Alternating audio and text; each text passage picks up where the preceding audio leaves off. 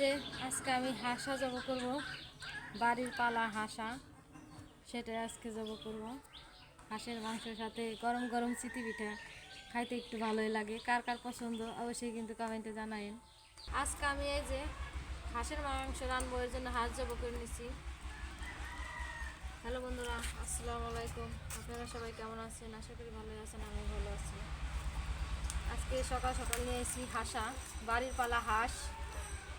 আমার মায়ের অনেকগুলো হাঁস পালছে, তার ভিতরে হাঁসা হয়েছে 3টে। তাই আজকে আমরা আইছি তো আমাদের জন্য একটু জবাই করছে। এই যে হাঁসের মাংস আর গরম গরম চিতই পিঠা খাইতে কিন্তু খুবই ভালো লাগে। এই জন্য এই যে হাঁস খাওয়া কিন্তু অনেক কষ্ট। হাঁসের মাংস যতটা মজা কিন্তু কষ্ট তার চেয়ে বেশি। এই যে প্রথমে গরম বলকানে পানির ভিতরে হাঁসটা ভিজাই নিচ্ছি। এখন আমি ছিলে নেব। হাঁসটা এমনি দেখা যাইতেছে অনেক বড়, আসলে বেশি ওজনে না, ওজনে একবারে হালকা। এই তো পারছে। আমি তো মনে করছি আইমান কই বেরি পারবো না, আমি কই বেরো পারি। আমি এই যে গরম মশলা, এলাচ, দারচিনি,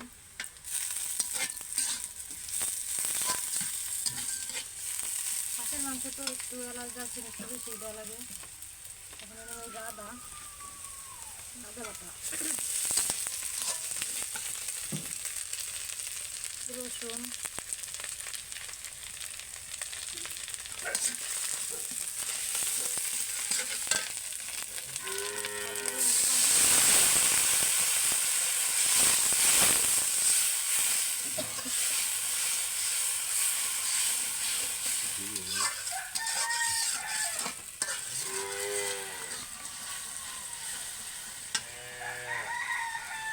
মরিচের গুঁড়া।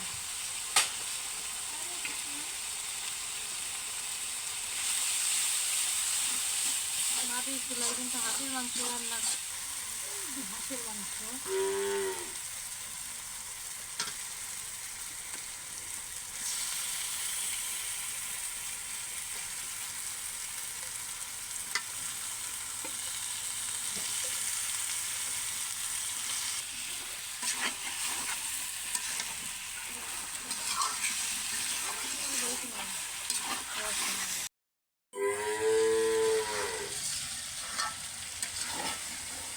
আমার মাংস রান্না হয়ে গেছে।